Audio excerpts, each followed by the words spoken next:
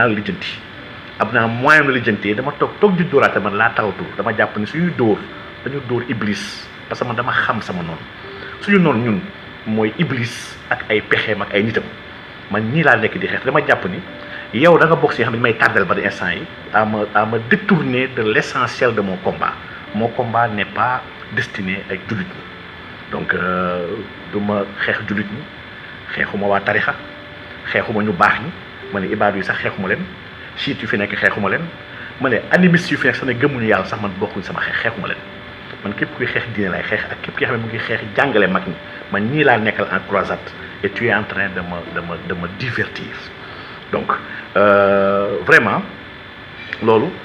kon nga ne aw ma xam-xam loolu d'accord je laisse la postérité ëllëg xale yi nañ la àtte yow ci li nga wax ne aw ma xam-xam ñu tiim samay téere di ko jàng tiim sama ay gëstu yi nga xam ne de gëstu yu bëri may bind waxuma ak waa jamono bi maa ngi wax ak génération 2050 man maa ngi taxaw di wax ci prospective 2100 pour le continent africain ñi fekkee jamono boobu fekkee ni li ma wax dëgg la ñu gis ko xam ne kii kat li muy wax dëgg la kii nous avait mis en garde nañ la saaga ndey nañ la saaga sa baay saaga sa maam saaga say maamaatu maam te nañ rusloo sa ay sët yi fa nar a nekk moo tax maa ngi lay moytu loolu bu dee nite nga donc bu dee nite nga donc yaa ngi wax ne Cheikh Oumar tudduma Cheikh Oumar laa tudd wax dëgg yàlla te fi laa taxaw wax tamit beneen fen ndax man saa yu ma génnee damay fen gi ma wax mooy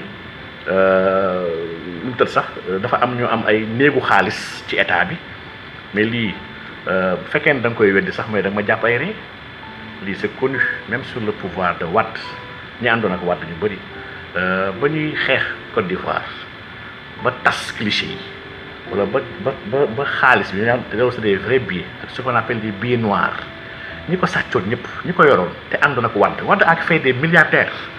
donc ñi ko sàccoon fu ñu yóbbu xaalis nga yaakaar ci ay banque seen biir ay kër lañ ko dugal tabax ay néeg di ko ventiler je réitère li ma wax di ko ventiler mun naa tudd ay tur état si moom léegi ma tudd tur ñi nga xam ne man am na si yoo xam ne ñi tabax seen néeg yooyu di ko ventiler yooyu wallahi azim xam naa leen moo tax ma sañ koo wax sax waaw ñu si bëri si ñoom xaalis boobu xaalisu sàcc la ñenn ñu si xaw a intelligent dañoo dem ba ay Canada dafa tabax ay immeubles ils ont beaucoup d'argent dans l'immobilier xaalis c'est de l'argent volé donc argent boobu c'est pas du lu bees parce que kaawu ñoom Bougazelli bi nga xam ne des gens de l'État di yor yenn xaalis yi nga xam ne di ko dugalaat di ko defar lii daf fi yàgg du tey la commencé am waaye dafa am deux facettes dafa am les gens du pouvoir ak des marabouts naa ñëwaat léegi si marabout bi parce que foog ma leeral la mooy blanchiment ndax gis naa ni vous voulez me faire dire des choses yi nga xam ne dafa méngoo sax xam-xam bi moom ci financement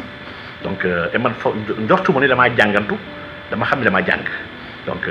yaa ngi wax ci waxu finance boobu ne finance sax xaw ma ko te aw ma ci diplôme finance boobu ma lay leeralal ni le plus haut diplôme de finance bi am fii ci zone bi ñu nekk muy zone UEMOA ki koy délivrer mu ngi tudd la banque centrale institut bi koy def mu ngi tudd la COFEP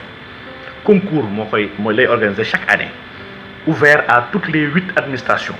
ñëpp yi nga xam ne yaa ngi fonction publique yaa ngi ci administration autonome bu état tu es cadre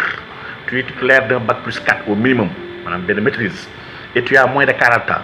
am nga droit soumissionner pour def concours bi ko mën a dugg COFEP man j'ai fait le concours en tant qu'agent de la poste et je l'ai réussi donc bokk ci 36e promotion dama nga gëstu ji donc j'ai été formé pour le DSBF le diplôme supérieur bancaire et financière mooy diplôme bu gën a kawe ci zone bi ñu nekk la amul diplôme bu ko sut diplôme bi mook DSCOGEF ñoo tolloo donc diplôme boobu sax moo nekk la base moom laa déposé pour dem defi sama premier 3e cycle am sama doctorat donc si base diplôme boobu laa ko déposé donc diplôme boobu j'ai été formé man ci wàllu finance ci wàllu boobu donc man finance jàngantuwuma ko te xamantuwuma ko finance man sama bopp sama karaw yi su ma ko daggoon sànni ko sax c'est de la finance sama weey sax su ma ko daggoon finance la man maay jëmmi finance donc tey li sës yi wax ego trip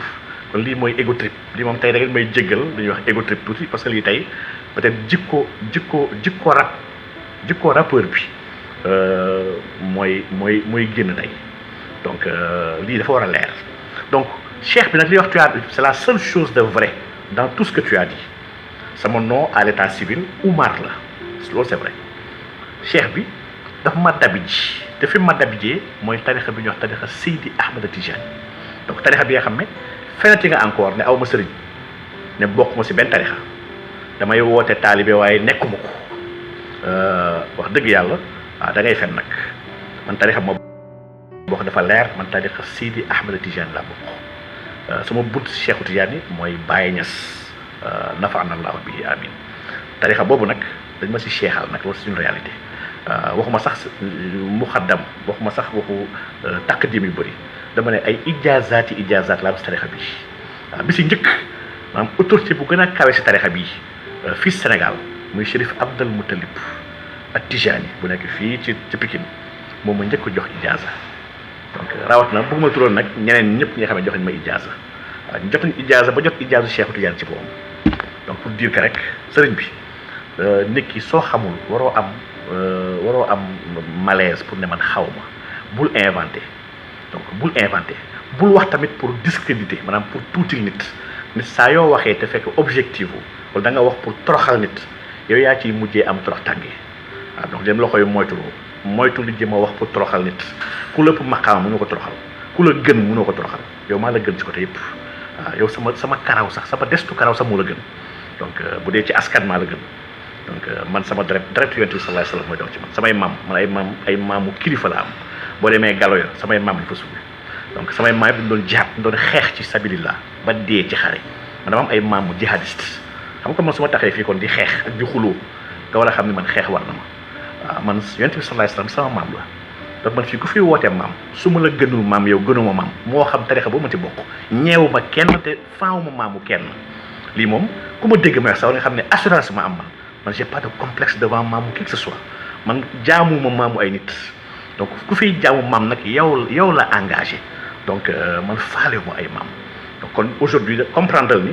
bu dee askan man ku ma gënulu askan gënuma bu dee ay maam man ay maamu xeexkat laa am samay maam ba ci El Hadj Abdoul Aziz Dabakh ñoo bokk maam ku ñuy wax ca din ñang fële ca Ndar waaw mooy sama maam waaw man ñu baax ñëpp dañoo bokk waaw ñu baax ñëpp dañoo bokk donc kon sëriñ bi mbir yi léeg-léeg foog ñuy leeral man j'aime pas parler de moi j'aime pas parler de ma famille j'aime pas di naan maanaam parce que je déteste cela loolu pour man du yoon waaye nag léeg-léeg quand on bouche le bouchon trop loin waaw il faut des fois ñu génn leeral dindi ay tuuma pour l'histoire et pour la postérité et du pour man pour samay njaboot la pour samay famille yi nga xam ne man maa leen exposé nee naa la ba may jug di xeex mbon di xeex franc-maçonnerie di xeex góor jigéen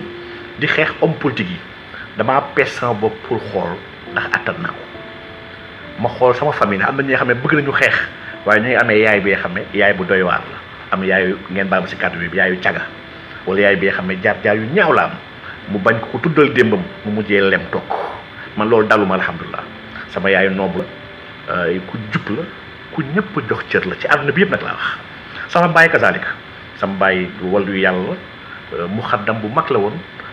taalibe Cheikhu Tidiane la président Zawiya Seydi Hadji Malick bu Dakar yi moom moo nekkoon le président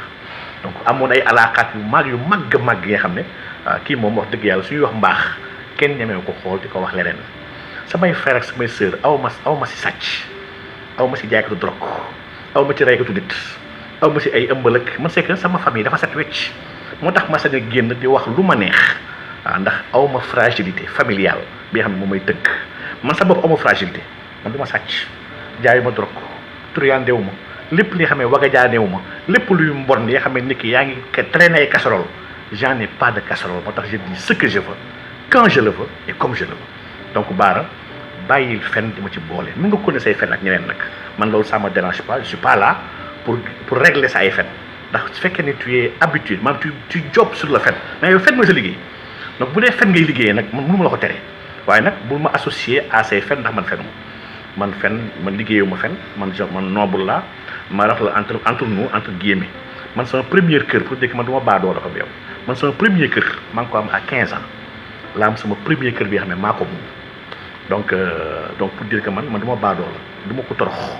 donc fu baax laa bokk ñu baax laa bokkal donc dama bëgg nga xam ni man du ma fen wala di luxus dégg naa sa biir ay wax ngay teg ay non c'est-à-dire kii dama ko doon ñaanal maanaam yow ay kon fenkat sa fen gi moo leer donc ko da nga ko war a kortal ay tubaab ak pour mu jox la kër ak da ngay fen donc li ngay liggéey du liggéey maanaam liggéey fen kese la ay sunguf yi nga xam ne jàngoo ko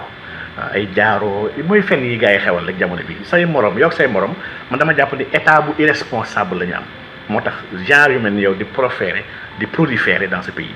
ku jàngul dara amoo benn xam-xam waroo opérer un quelconque travail moo xam faj laa ku mu doon waroo koo def donc léegi nag malheureusement ñu si dañoo jaaxle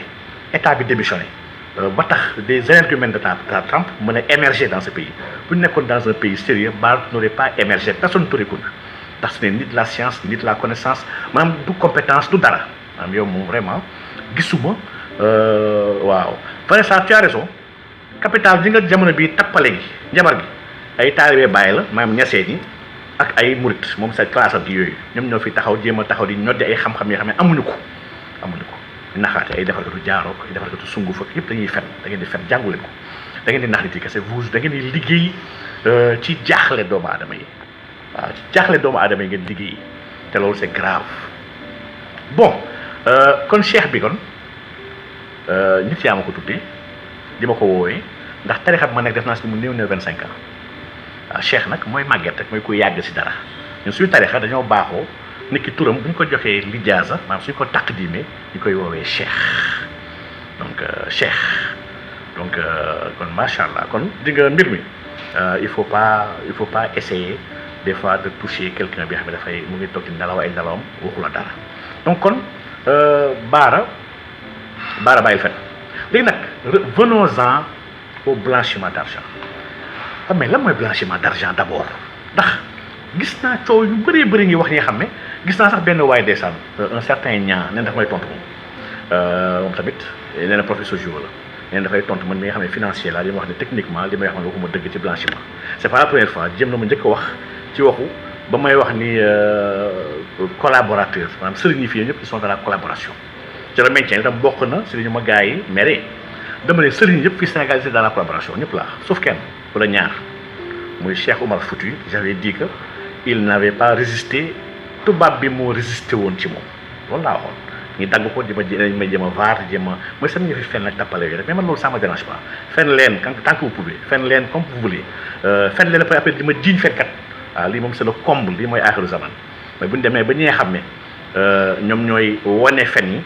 di xeex fen yi ñoom la gars yi di wooyee léegi fenkat waaw lii moom alhamdulilah man lii dama xam ne aaxiru zaman lañ ne te yonent bi sallallahu alayhi wasallam jiiñ nañ ko fenkat jiiñ nañ ko ku dof jiiñ nañ ko ku possédé jiiñ nañ ko ku réer man kaat yi bi ma koy jiiñ kon fii Sénégal chez moi daf may gën a dëggalal ni maa ngi ci wéraas yonent bi sallallahu alayhi wasallam kon maa ngi dox ci trace yonent bi sallallahu alayhi wasallam moo tax kon vous m'encouragez sans le savoir donc kon mbir mi ñaa boobu li mu wax bu dee prof histoire géographie soo bëggee je vais te sourcer mun naa la dimbali ndax même dans ton domaine xam naa ne maa la gën nekk à l'aise dans ton domaine man je suis un fil d'histoire coow li mooy collaboration maanaam quelqu'un qui a collaboré fii sëriñ ñëpp ils ont collaboré le système fiscal qui a été établi par tubaab bi sëriñ ñoom ñëpp dañu doon fay impôt laa ba ci impôt de capitation impôt par tête ak impôt de revenu mais ñëpp doon fay tubaab bi impôt boobu lii c'est de la collaboration quelqu'un qui ne collabore pas mais quelqu'un bi xam ne il reconnaît pas le système fiscal bu tubaab bi teg fii nangu ko deuxièmement autorisation de sortie autorisation d'organiser ay fêtes ñoom ñëpp dañu ko doon bind di ko laaj tubaab bi tous sans exception la tubaab bi daf ko tëraloon fi Sénégal kenn amul droit tëral fi dara te laa joo ko ndigal lii ci collaboration la bokk muy ñaar ñetteel ba tubaab bi dafa soxla sax ay nit pour ñu deewal ko sëriñ yëpp ku nekk ñiy joxe ay taalibe ñiy joxe ay doom ñëpp a joxe ci seen ay mbooloo il n'avait pas le choix lii ci collaboration la bokk ma joxe anecdote bu ndaw demal au Malawi y a un pasteur qui s'appelle John Chilembwe kii c'est un pasteur xam nga lu mu def à la première guerre mondiale ba tubaab yi ñëw di laaj ay nit yu xeexal France il a refusé mais la guerre ne concerne pas waa Malawi elle ne concerne pas sa religion concerne aussi ay intérêt kon ñoom gisul pourquoi ñuy xeex pour ay tubaab donc xam nga li ñu def John Chilembwe on l'a tué dañ ko rey en 1915 il a été fusillé kii il n'a pas voulu collaborer donc collaboration yow waxuma sax dara yow sëriñ yi fi am sëriñ yi xam ne ba nañ ba participer sax ci sauver le franc français am problème ñu yëkkati xaalis tam seen alalu bopp pour participer sauver franc parce que da ngay collaborer wuñ dama ne tous les sëriñ fii Sénégal ont été dans la collaboration coow li nag lu ci nekk mooy ñenn seen groupe bi yéen ñoo jël collaboration ñaawal ko di ko ñaawalee yeneen sëriñ yi di leen toroxal ak di leen fontoo ba tax ñu gis le mot dafa mujj péjoratif si ñoom donc sëriñ yi ñu si bëri ils ont collaboré par stratégie ndax xam nañ ni si wàllu xeex mënuñu xeex ak tubaab bi il le savait donc arrêté ko man débat yi ngay wax man ñaa boobu dama ko xool sama j'ai voulu dama ko xool la xool yërëm la xam ni voilà ce qui se passe quand on est partisan maanaam soo solee ay œillères pour mën a xool la vérité tu ne pourras pas et vous avez un problème avec la vérité te parparloo mën ko yóbbee man nag loolu mooy sama tawfiix man aw ba parparloo man la vérité dama koy jël cru ba pare nangu ko ba pare jàng si ba pare bëgg ci avancer donc fii Sénégal mun ñu sax wax suñu histoire mun ñu sax waxante dëgg Yonent bi sallallahu alayhi wasallam dafa toog saxaaba yi di wax ay gis-gisam ay saxaaba ñëw ne non yaa Rasulullah li nga wax ni yow yàllaa ko wax wala yaa ko wax bu dee yàllaa ko wax ñu mun ci teg dara waaye bu dee sa wax la dañ ci am xalaat d'accord uñu waaw d'accord uñu mais fii kan moo fi xalaat sax wax benn sëñ fee d'accord ma mais fii dañoo war a am droit bañ a d'accord entre nous c'est que des idiots de votre trempe ñoo bëgg jël le débat bloqué ko bëgg jël ay affaire dañu ñooy saytu yoon bi wala ñooy def nangam maanaam concon la quoi et vous pensez que vous avez le monopole de la violence ou le monopole de la férocité ou de l'indiscipline, vous vous trompez. Plus fou que vous, plus con que vous, plus violent que vous sont dans ce pays. Nekk leen nit soo leen nekkul nit def leen nit parce que fii ay nit fi nekk de soit da ngeen nekk nit wala ñu jàppee ay mbaam ay xar ak ay golo donc lii moo fi nekk donc sëriñ yëpp là ils étaient dans la collaboration c'est un fait jëluma ci ginnaaw wax dëgg yàlla bu leen fen di jéem a yokk ay yenn affaire man soo leen fenee sax j'ai le temps et j'ai la capacité ñëw dundi seeni ay fen ba mu set wecc donc dama ne ñi bañoon collaborer mooy ñoom Mamadou Lamine Dramé on l'a tué ñi bañoon collaborer mooy Cheikh Oumar Foutiyou nga xam ne il avait un projet moom de Saint-Louis jusqu'à Sokoto moom li mu xaatul sax moo gën a ngand tubaab bi donc mais dama ne sëriñ yëpp ils ont collaboré su leen ñi doon laaj ndigal sax pour génn si dëkk bi ñi lay jàpp di la yóbbu fu leen neex nga ne yow da nga libre collaboré woo ils ont tous collaboré seulement nag quand vous pensez que la collaboration elle est dafa négative ngeen jël ko jox ko benn contenu bu négatif def ko ay affaire ñi dañoo étaient vendus di xas sëriñu jàmbur yi moo tax suñu waxee collabo daf leen di métti donc mais dama ne il payait des impôts ci tubaab bi il acceptait dogalu tubaab bi il se conformait à la méthode et à la règle de gouvernance bu tubaab bi tëral sur le territoire lii su nekkul collaboration laaj naa leen yéen lan mooy collaboration donc wax nga nag ba jéem a te dañ may jéem a jaxaseeg sax fi ma bokk yow waa Cheikh Mahi Niass ñëw na fi Dakar yow demuloo day wax ne doo taalibe waaw man sax demoon naa ziare ko kam wala demloo ziar ko gëmuloo ko loo koy ziar bëgg rek bokk si nitu tey maanaam yow da nga am un problème da nga bëgg ñu jàppee lu autorité sa jamono donc loolu mooy sa problème et lii c'est un grand problème donc aw gisuma sax loo koy ziare donc gisuma loo koy yow gëmuloo ko loo koy ziar bon yow nag ni ngay fonctionner sa tarixa ak ñun ñuy fonctionner du benn kaay nag ma xamal peut-être lu ndaw li xam ne yow xamuloo ko ñun suñu tarixa ay nawle lañu am Cheikh Mahi bi nga wax noonu mooy xalifu instant yi waa Kër Baye Kaolack vraiment sama nawle la du sama yàlla moomuma du sama yonent wax dëgg yàlla jaamuwuma ko donc nit la bu ma jox cër nag ci position yu bëri yoo xam ne daf koy am mën naa bañ a d'accord ak moom mën na wax dara li xam ne d'accord ba si ma ne bon sincèrement je suis pas d'accord xalif bi moom imaam ak ku mën doon mën nga wax ma ne d'accord ma parce que sama liberté la dama am xurriye ma yàlla jox man nit laa du ma mala est-ce que yaa ngi comprendre donc su ñëwee Dakar su ma neexee sama bañ ko ziar te yàqul sama tarixa man ndax sama tarixa du dem ziare nit wala topp ci ginnaaw wala di raam ci gannaaw nit wala di joxe xaalis mooy tax ma sama tarixa wér ñun tarixa bu ñu nekk ñun tarixa bu noble la tarixa xam-xam la tarixa ndaanaan la donc est-ce que yaa ngi comprendre li ma bëgg wax nii donc man sama tarixa dafa am ay engagement yi ma jël ci wér donc ci wér mooy respecter sama ay lawazim samay wazaif sama hadratul juma et cetera donc man lii mooy li ma war loolu rek laay def donc leneen lépp nag daf may neex ma dolli ko si mu neex bay ko see dolli et pour ton information tamit encore da ngay fenat ndax Cheikh Mahi ba mu ñëwee Dakar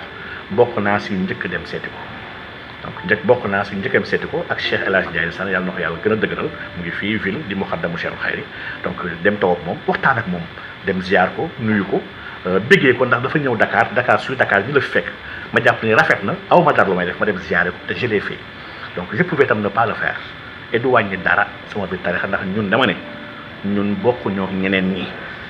ñun c'est le haut niveau nag nous sommes libres donc nous sommes libres ñun kenn moomu man sama sëñ benn sëñ moomu ma benn doomu sëñ tam moomu ma Kaolack boobu nga ne fa laa bokk de man kenn mënu ma fa génne waaye dama ne amul kenn ku sant Niass ki xam moom donc su ma neexee sax ma dem fa ba génn du ma ziare kenn donc pour dire que rek kon bul di dugal di andi ay amalgame arrête de jaxase ay mbir yi nga xam ne bokkul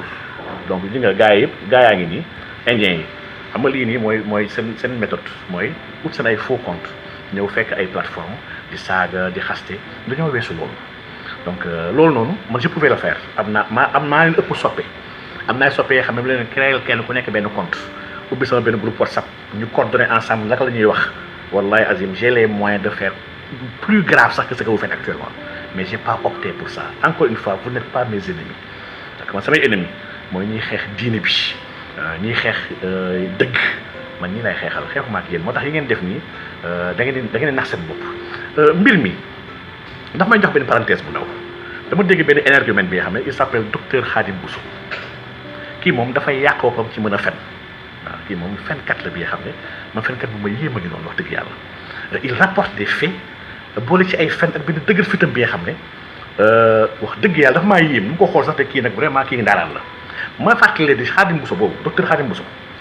moom la Mamour Diallo fayoon pour mu attaque yi Sonko pour mu xas ko saaga ko montant bi ñu ko fay xam naa ko xam naa ñaata lañ ko fayoon ba mu fay dem xam naa kan la fa àndaloon ñan la fa àndaloon xam naa ko ba muy entretenir ak moom ci biir néegam ba génn ak enveloppe bi xam naa ñaata lañ ko jox dañ ko fayoon ne ko na attaqué Sonko mu génn def ko ba utoon sax ñeneen ñu ko attaqué le donc wax dëgg yàlla Khadim Bousso boobu yow da nga crédible yow benn tu es un vaurien yow mouchoir nga benn mouchoir bi nga xam ne dañ lay jël di la jëfandikoo maanaam nit ki nga xam ne yegg na ci dayoo war a attaqué sax docteur Lo Ahmed Lo di ko envoyé message di ko xamal ne ko dinaa la attaqué parce que gars yi dañu maa teg pression bi xam ne vraiment mu ma see ñàkk wax waaye nag vraiment c'est pas méchant nga jégal ma ko après nga génn attaqué ko donc yow pour yow nit nga man jàppee ba la nit gis naa ko nag mu génn di fen ay fenam je vais vous raconter l'histoire pour une bonne fois parce que ba léegi waxuma ci waaye foog ma leeral ngeen xam qu'est-ce qui s'est passé il dit vraiment que dañoo ñëw wal fekk ma fa mu ñëw may lox ci kanamam ndeysaan man ku ma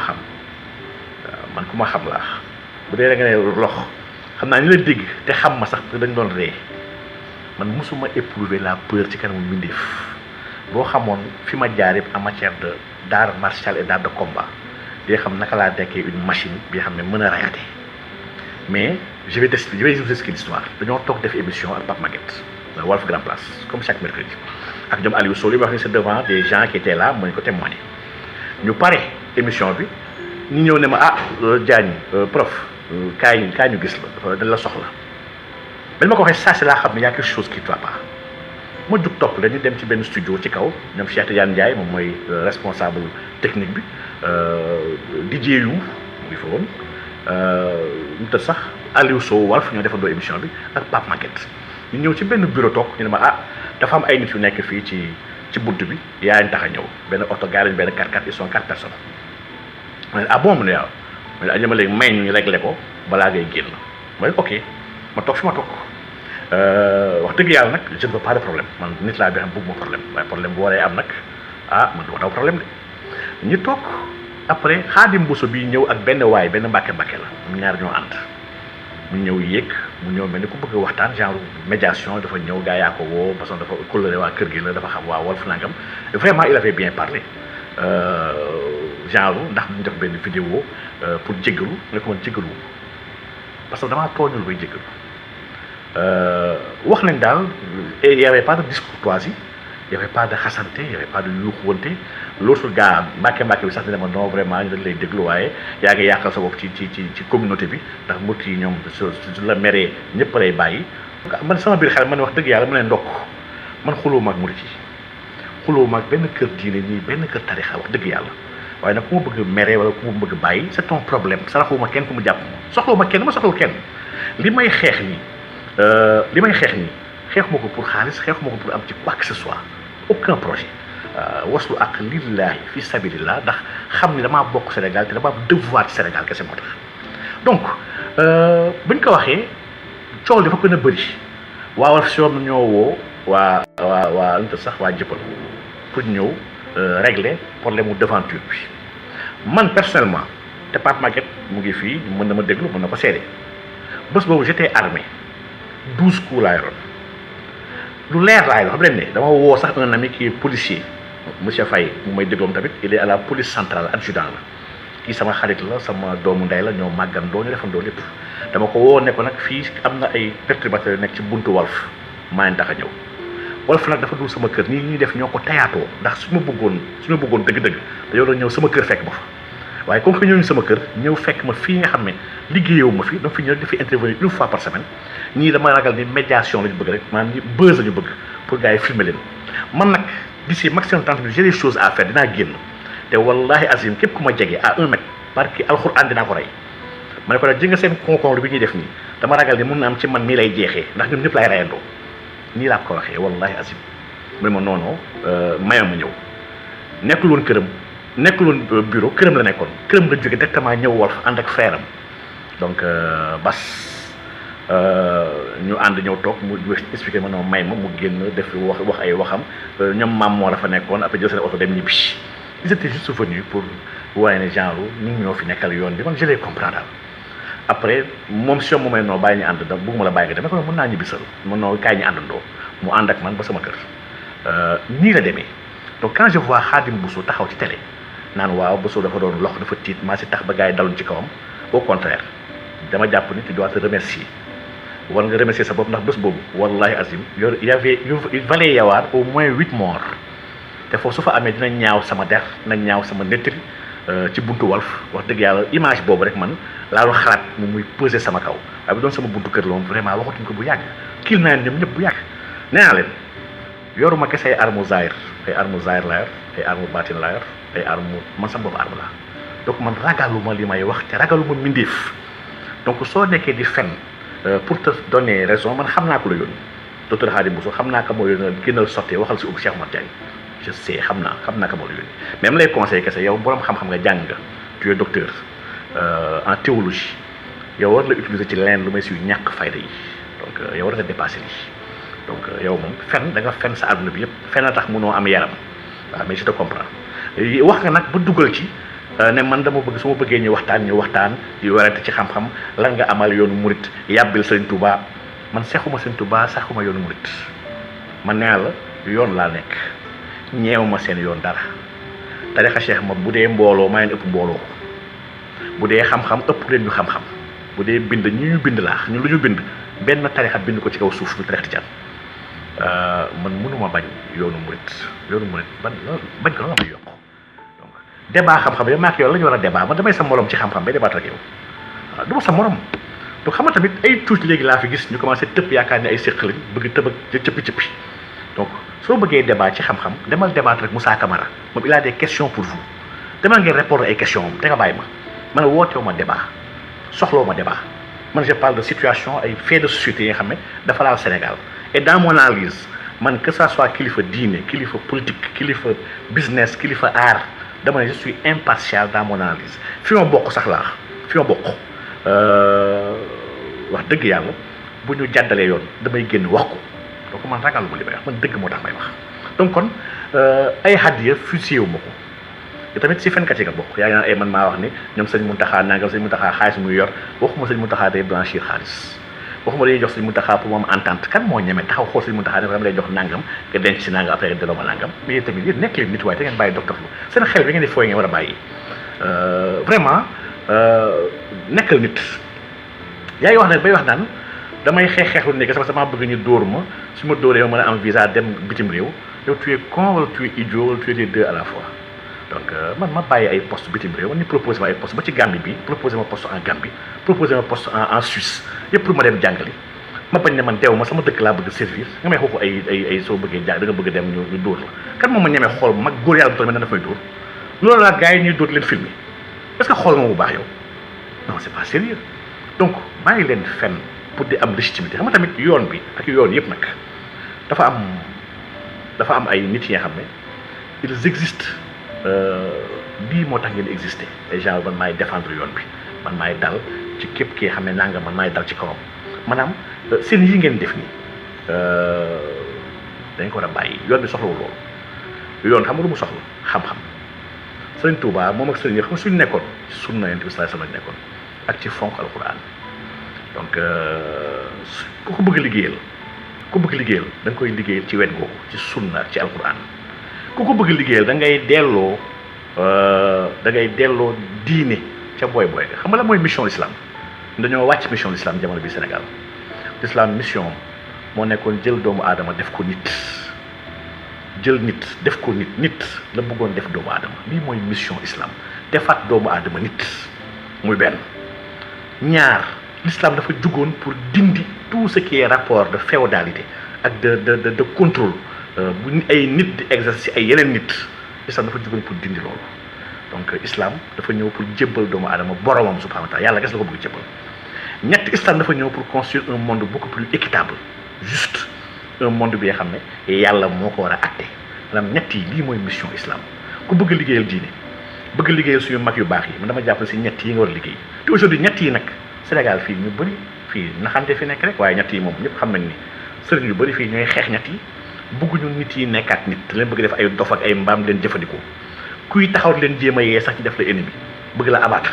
man nga yaakaar ni tous ceux qui cherchent à m'abattre lu tax ñu bëgg ma abattre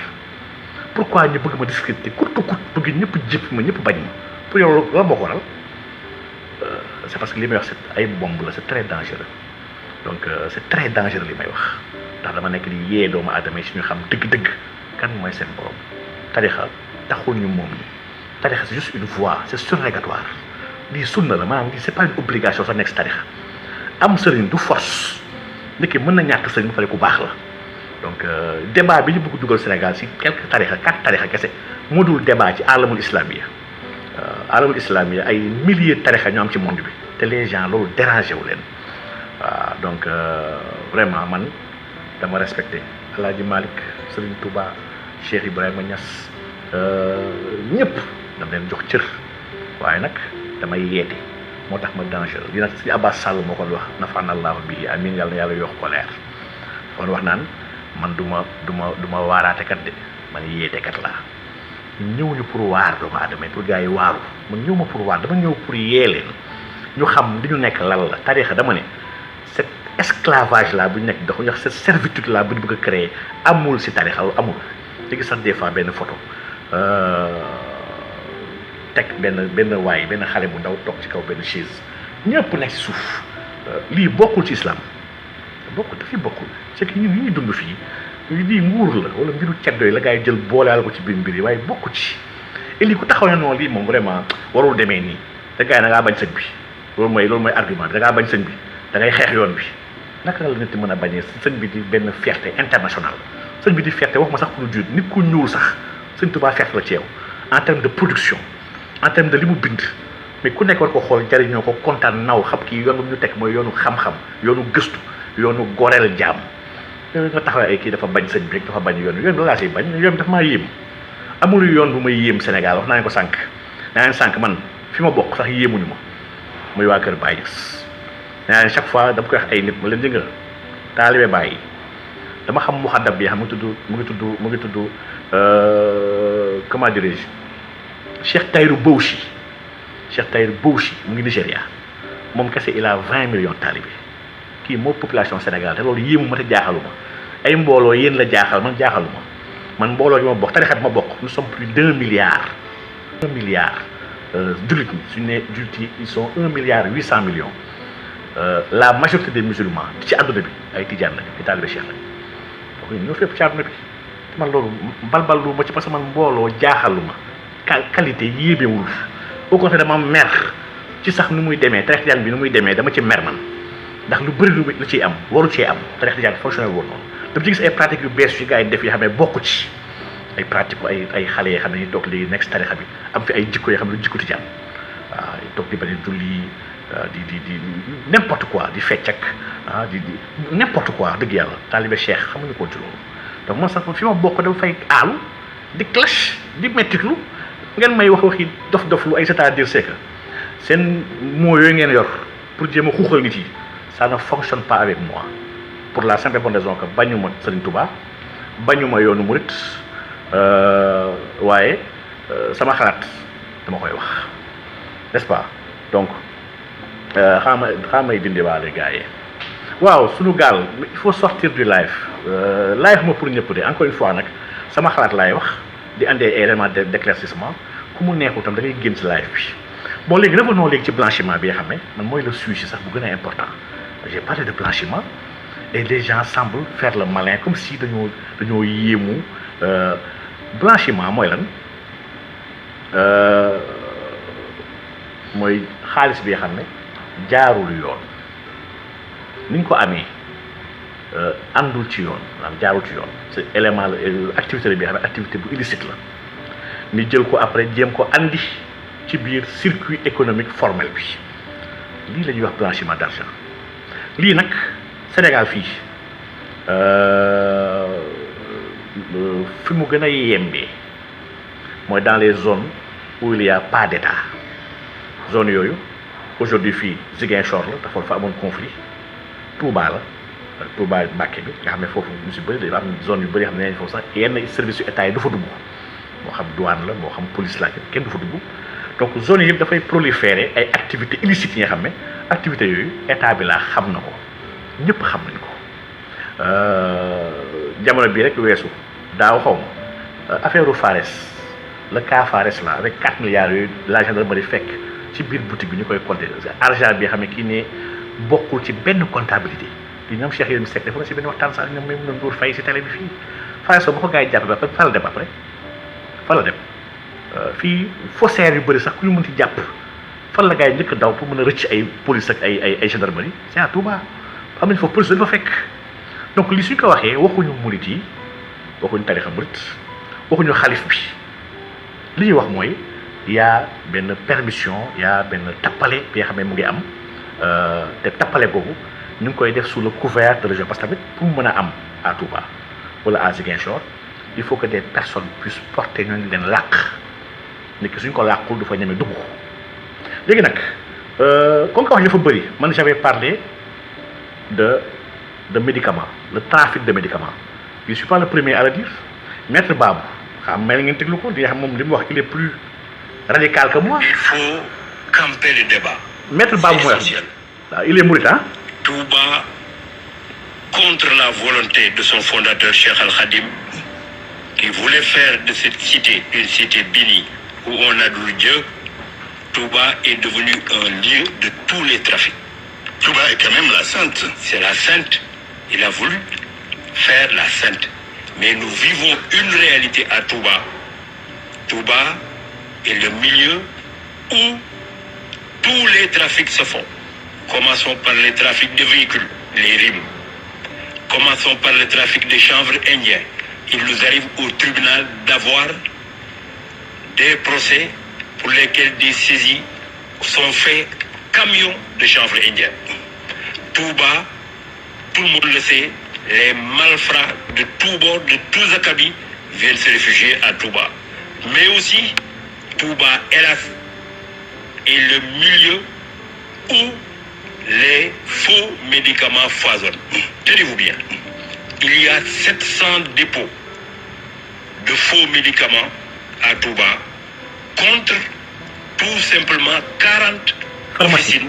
de pharmacie. Et tout ça, c'est connu de l'État. C'est connu de l'État qui est impuissant. Mais je continue. Les dégâts occasionnés. On reviendra sur les dégâts. Oui. Avec des chiffres à l'appui. Des chiffres. Ce sont les plus faibles qui meurent de ça. Plus que les accidentés de la circulation. Plus que les malades. jarul sax guddal bu gën a sori pour wax ci waxu dama ne trafic de médicaments kan moo ñemee weddi ni le trafic aujourd'hui capital am fii Sénégal Touba la kan moo ko ñemee weddi sur plus de ba muy wax lii 700 actuellement ñu ngi wax ko 800 officines pour même pas 40 pour 40 pharmacies déclarées trafic médicament bi kan moo koy def pour yow ko sant Diop la Diagne moo koy taxaw def ko biir Mbacké Touba ba pare mu am benn impunité détrompez-vous donc détrompez-vous. L'argent sale qui entre dans ce pays dama ne am na sant yoo xam ne soo ko amee tu es préservé et protégé te loolu am na Touba dama ne ba ci faux billet ba ci xaalis bu lewul bi am na si ñoo xam ne Mbàkke lañu sant ak ñeneen ci benn fépp trafic bi fépp la nekk ba si Ñas ak lépp y a des trafics partout mais comme que vous l'avez orienté vers Touba bëgg ma wax loolu moo waxul il faut léegi dañu concentré wu si Touba damay jox exemple bu ndaw je ne dis pas que dañuy jël xaalis bi def ko ci ay compte comme li ma bëgg a wax loo seen waxi coin yi ngeen di wax noonu def ko ci ay compte envoyé ko ay sëriñ ak envoyé non je n'ai jamais dit ça mosuma wax ay compte xaalis bu salté bi nekk bitim réew buñ koy dugal fii Sénégal di nga ni drogue bi di duggee Sénégal drogue kan moo koy dugal fan lay jaar ci douane dañ koy ubbi nii di ko wane drogue bi dafa am ay cargaison spéciale muy dugg noonu la billet di def tamit xaalis bi jaarul ci ay jaarul wax dëgg yàlla ci ay compte wala ñu koy envoyé ay transfert je n'ai jamais parlé de transfert d'argent ay Western ak maa ngi gën a xam réglementation bi je n'ai jamais parlé de compte bancaire maa ngi gën a xam les règles maa ngi gën a xam CENTIF gën leen xam GAFI maa ngi gën a xam lépp li ngi di cëppi nii bàyyi leen tappale ak di konkonlu ak di faral seen bopp dama ne ni drogue bi di duggee si dëkk bi noonu la xaalis bi la duggee si dëkk bi ñu koy dugal dañoo am ay passeport diplomatique ñoo ko fi dugal c'est des hommes politiques non je ne parle pas de tous les Mbàkke tous les tamit gars yi tamit tous les Mbàkke bu ñu ñoo bon nag ñi si ëpp sax ñu baax lañ tous les ñi sant Ñas mun ñoo bon waaye famille bu nekk am na ñu bon nag wala da ngeen bëgg wax ni fa am na famille yoo xam ne kenn bonu fa kenn nii nag waxi dof la nag il faut bañ a nekk si wax dof yi même en Europe ñu def blanchiment d'argent pour yéen blanchiment soo xasee ba sàcc xaalis fa nga koy dugal na nga koy dugal ci biir économie bi dañuy ut un business bi nga xam ne fa la ñuy jaarale xaalis bi business nag naa si wax ñett yi nga xam ne fii Sénégal moo ci ëpp solo moom la gars yi di gën a jëfandikoo pour wàllu dugal xaalis boobu pour mën ko setal bi si njëkk ce sont c'est l'immobilier am ay mbiru quincaillerie xaalis bi exemple bu ndaw te lii kii mu ngi wax léegi Pape Alé effectivement émission boobu Magaye mu ngi koy wax ne sant c'est un rapport Magaye Gaye économiste c'est un ami ndeysaan yàlla na ko yàlla gën a dëgëral rapport c'est un rapport de 2014 rapport boobu il dit que lépp li xam ne ñu investir ci immobilier fii Sénégal mu ngi doon tourner autour de 240 milliards ci année boobu année 2014 ci 240 milliards yooyu y en a eu que 10% moo jaar dans le service bancaire moo jaar ci banque yi 10% c'est-à-dire 24 milliards yenn xaalis yëpp banque gisu ko l'immobilier maanaam quincaillerie yooyu daf si am ay ñuy woowee sëriñ laax ak ay hommes politiques yoo xam ne qui travaille avec ñuy wax les matériels immobiliers foofu raxasukaay xaalis parce que foofu mën nga fa ñëw di jënd sans pour autant dem banque xaalis dañ koy jël directement recyclé dugg si biir économie bi jàppal muy benn waaye yemul foofu am na beneen yoon bi nga xam ne yoon bu gaaw la gis nga li ñuy wax le transfert informel ñi ko créé ñan lañ dañ ñoo créé le transfert informel c'est-à-dire am naa benn waaye man bu nekk Italie ak kenn ku nekk Espagne pour ñu mën a envoyer moodu yi foofu mën a envoyer fii xaalis au lieu ñu jaarale ko Western Union wala Money Express wala Ria wala nangam nga xam ne y a des frais yu xaw a gand ñu teg ñun suñu transfert informel bi nga xam ne il suffit juste yow na demal ci Modou Diop mu ngi fële ci Espagne wala mu ngi fële ci Italie li nga bëgg a envoyer Sénégal jox ko ñun frais yu ndaw lay defar par exemple soo bëggee envoyer 500000 sax ñun 5000 francs ngay fay frais xam nga li yomb na nga jox Modou 500000 boobu monnaie dëkk boobu la n'est-ce pas c'est dëkk bi nga nekk mu woote fii kese kenn du envoyer xaalis ñu woote fii xaalis bu ñu am fii ñun ñu génnal décaissé ko 500000 fii est-ce que comprendre li may wax ni maanaam c'est des circuits informels de transfert d'argent yi xam ne fa ngay mën a utiliser xaalis boobu yëpp au niveau des aéroports au niveau des flux yu war a ñëw xam ngeen les flux financiers yi war a ñëw maanaam li ñuy envoyé bitim réew moodu yi li ñuy envoyé Sénégal moo ëpp sax l'aide publique développement li nga circuit boobu ay milliards la chaque année ñi nga xam ne dañ koy utiliser waale pour defaraale waaw may dindiwaale gars yi moyen la pour dugala pour rewaale xaalis boobu muy ñaareelu circuit bi ñetteel ba c'est le faux ñu wax le faux médicament maanaam xaalis bi dafay circuler donc di nga yëpp ay outils la nga xam ne te ce ne sont pas les seuls dañ koo tracé man nag quand je parlais dama wax ne dafa am jamono bi nga xam ne mooy le pic des transferts waxuma jamono boobu kese la gars yi sànni di yóbbu xaalis non non non jamono boobu kese damay xam jamono bi nga xam ne mooy le pic ndax jamono boobu mooy ëpp xaalisu salte yooyu ce qui gën a duggal gaaw parce que jamono boobu contrôle du am mais fu muy duggee waxuma si banque lay duggee ci frontière lay duggee ci oto yi lay ñëwee ci ay sac lay ñëwee xam waxuma sac aéroport sac comme ay conteneurs yi nga xam ne ak ay bateau spécial yi nga xam ne fii Sénégal rek te lii man mun naa ko wax fii port de Dakar bii kese am def ay bateau yoo xam ne su fi wàccee même suñu agent douanier amuñu droit laal pour di ko xool dañ koy jël sur proposition papier connaissement et tout lépp dañ koy jël validé ko te kenn du dugg xool la moo fa nekk am na fi wala amu fi am na fi sax ay bateau yu ñu woowee bateau première dame Marème Faye wala xamu leen li xew si dëkk bi dama ñun dëkk bi dañ koo xam dëkk bi daf ñu jaral xeex daf ñu jaral dee nag donc pour dire que rek il faut ñu sérieux xaalis yooyu fi muy duggee mooy fi drogue di duggee mooy fi faux arme yi di duggee mooy fi nga xam ne fa la mu tëdd sax fa la faux article yi ba ci yére yi ay contrefaçon yoo xam ne Interpol da koy traqué ñii ñëpp fu ñuy duggee fa la ñuy duggee pour yéen dañuy naaw si kaw air ba si ay contrebanque la ñuy jaar ñoom ñëpp ñoo bokk fu ñuy duggee te jigéen ñoo ñëpp pour ñu dugg fi su amul benn ponkal politique wala benn ponkal sëriñ ñaar yi bu ci amul la mënul dugg ci dëkk bi dañ koy jàpp donc dama ne comprendre leen la moo xew te ngeen bàyyi dof-doflu gi ñu ñuy wax dafa leer naa ñu waxantuwuñu te xam nañu baax li ñuy wax donc man dama ne nag lii nag ab yëpp nag lu tax mu metti ma je vois benn impuissance ak benn petitesse de l' état man état bi moo metti ndax lii yëpp su amee si dëkk dañoo war a tiit ñun ban dëkk la ñu nekk dañoo war a tiit lu tax dëkk bi ñu nekk mu am ay intouchable lu tax trafic yi di am moo xam faux billet la wala sax yenn yi du ay faux billet c' est de bons clichés du faux billet ko xam la mooy faux billet waxuma ko faux billet sax mais billet vrai la mais billet bi jaarul yoon maanaam fi circuit yi muy jaar c' est des gens yoo xam ne da ngay jege nguur Sénégal c' est une plaque tournante de la mafia lii c' est un fait ci trafic ci drogue mais chanvre indien beeg yëpp fan lay jaar fan la gën a takkarnaase dans les zones de non état zones yi nga xam ne état bi amu fa accès demal au-delà de Proxaan un douanier dafay dàq ji un trafiquant kooku su duggee Proxaan douanier bi amul droit topp ko day rebrousse chemin dem yoonam un trafiquant dafay jóge ba Guinée dawal camion doo ko biir Touba douanier bi amul droit topp ko biir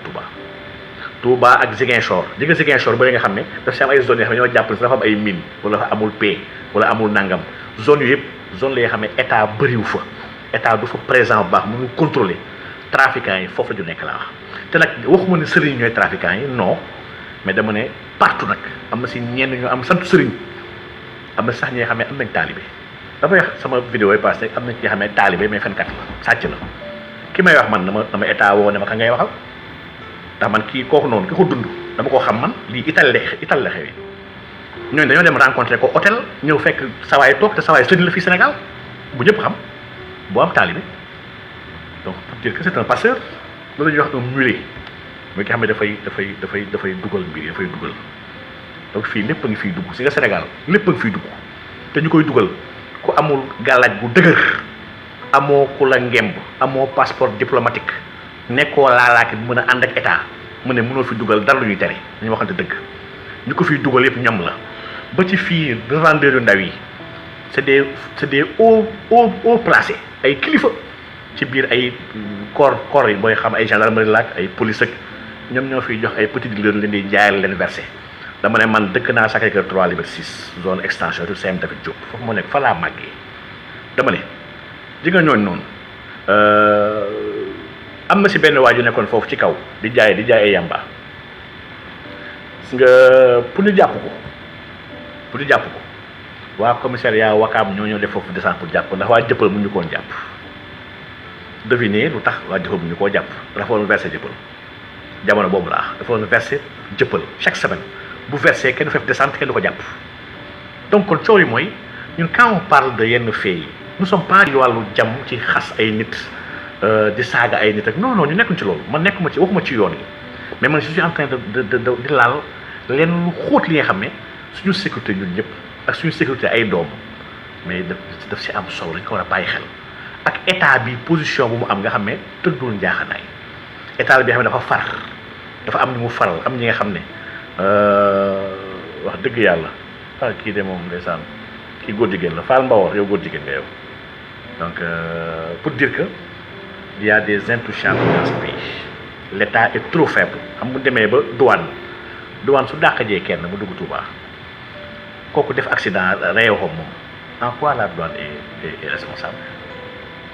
elle n'est pas responsable lu tax ay nit di trafiquer ñëw dëkk ci zone boobu moo xam Mbacké Touba côté boobu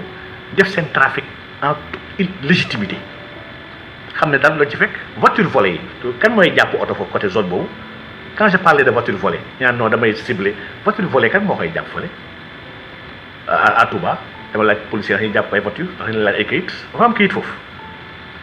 ki moom maanaam yi ñuy defar carte grise yi defar fële ca zone Mbacké boobu kan moo ko moom damay xool na la sant ki ko moom na la sant laa damay ngeen seeti ko il le faut dañ koy defar xam nañ ñaata ñu koy defaree di wax ni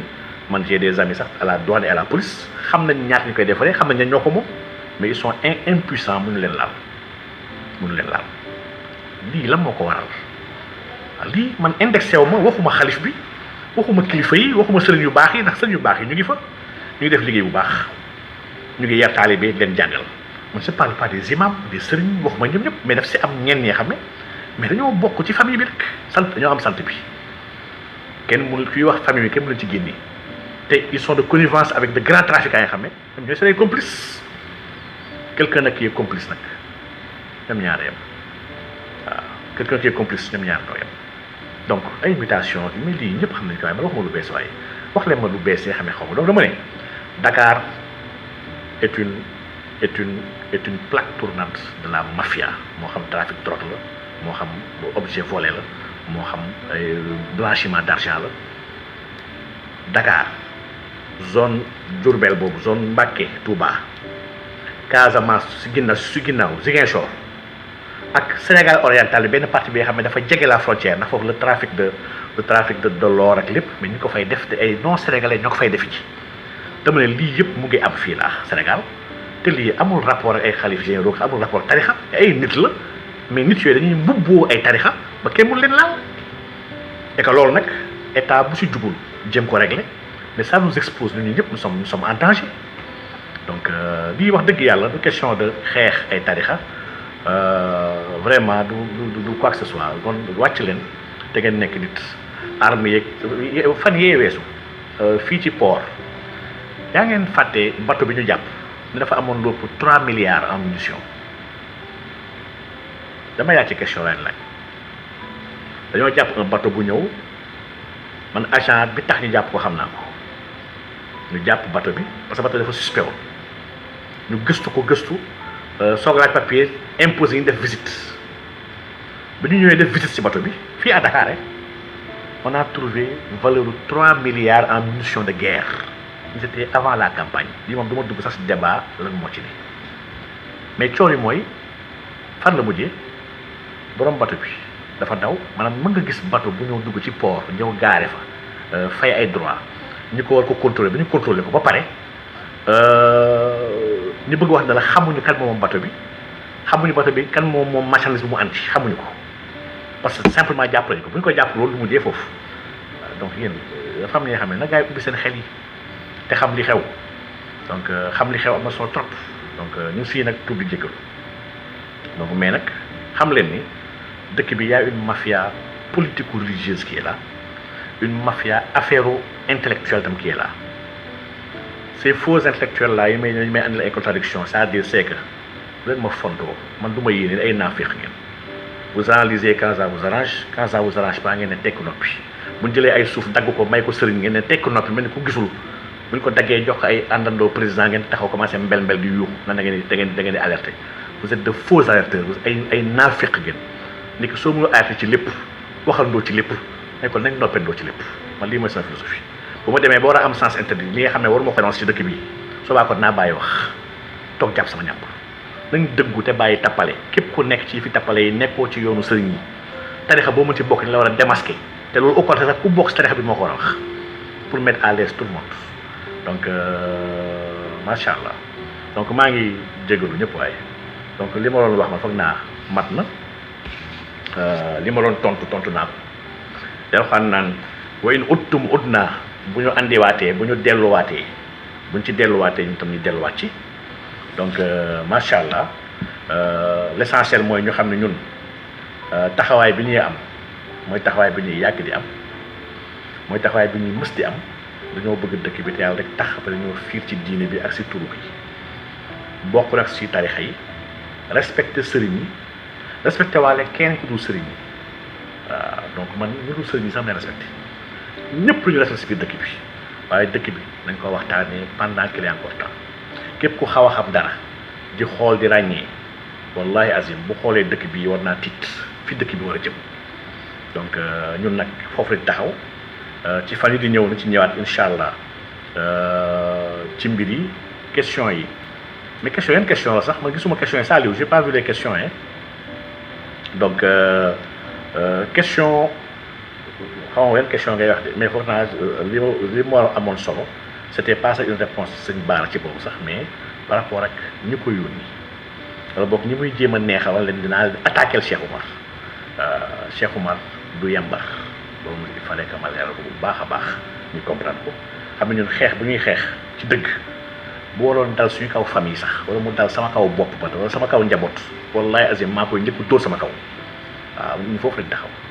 ñun si formation bi la ñu jaar kooku suñu sëriñ ñun daf ñu wax ne lii ngeen war a taxaw léegi nag Cheikh Bara moom daf maa woo moom en direct moom dina jàng moo dara moom bëggoon naa sax poser ay question waaye il n'est pas digne de mes questions parce que amul xam-xam bi wax na ni kii kat déggul sax arab waaw dégguma arab mais man bu nangoo débat en arabe maak moom kese télévisé d'accord nañu débat en arabe parce que arabe moom nag daa sëriñ daf ko war a xam bu dee yow yaa ngi wata sëriñ mais borom xam-xam nga war nga dégg arabe un arabe soutenu mën a tax nga débat comme que ne nga dégguma arabe war a nekk un plaisir nga war ma ne ma xaw ma dara leen département yow en arabe devant tout le Sénégal soba birit na leer donc arabe moom làkk la bi nga xam ne ñuy wax làkk yaaram waaw lootul dat moom képp kuy gëstu diine da nga ko war a xam ndax mënoo xam diine sans xam arabe ndax wax dëgg yàlla li ëpp sax ci kutubu diine bii arabe dañ ko bind ba léegi kenn firi ko donc njabarkat nga jàngoo diine jàngoo école jàngoo dara yow tu es une famille privée bi nga xam ne Sénégal moo neex nag ba tax mën nga nax ay nit jéem a bëgg lu Sonko di ko wax di ko défendre tu jéem a xaw a sàjj ci Macky Sall ñëpp ne ëskay gongo c'est que affaire de psychologue la même sëriñu njabarkat loolu ñuy def day wax xale yi sax ñu jéem la wax carrément ne la ayo nangam gis naa yoon yu ñuy wax noonu mooy li nga xam ne kenn mënu koo dindi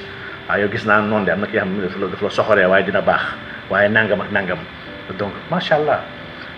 du nga ko poser question nag parce que question dafay ëpp ci bopp bi donc par rapport aux langues moom j'ai déjà dit sama livre bu bees war a génn bu tudd traité sur les langues dina leeral bu baax a baax yan langue laa dégg ndax fi may dugg ci yuqu langue yi may dégg yu may dugg waaw ku jàngul làkk yooyu wax dëgg yàlla comme cee wax ndax man j'apporte sax des précisions ci làkk yoo xam ne di moom exclusivité bi mooy wax fii la langue bi ñuy wax al adamiya muy la langue bi nga xam ne moo jiitu làkk yëpp nga xam ne moo jur làkk sémitique yi alphabet bi sama je l'ai reconstitué lii c'est une première ci humanité laa wax donc lii moom du balbalu nag du rëy mais les 30 caractères yi xam ne moo constitué làkk boobu ñuy wax xaraki yi nga xam ne moo njëkk judd ci adamiya te lii sooy xool aujourd'hui les langues actuelles moom la ñuy wax ci le proto-sémitique n'est-ce pas macha allah macha allah donc lii moom dinaa ci leeral ndax yii nii da dimbali linguistes yi liggéey ci làkk yooyu ñuy wax le proto-sémitique l'araméen ak toutes ces familles maanaam lougaritique ancien ñii liggéey si làkk yooyu man maa ngi leen waaj a dimbali ci téere bi nga xam ne lii sera pour la communauté scientifique à tout jamais donc macha allah donc lii moom ma ànd ko te lii li ma ko may du jàng si université ma ko may de lii lu ñuy wax transcender ci maarifa bu ci xaqiqa moo lay may nga mën a reconstituer yenn xam-xam yoo xam ne yàlla tëjoon na ko sa biir ruux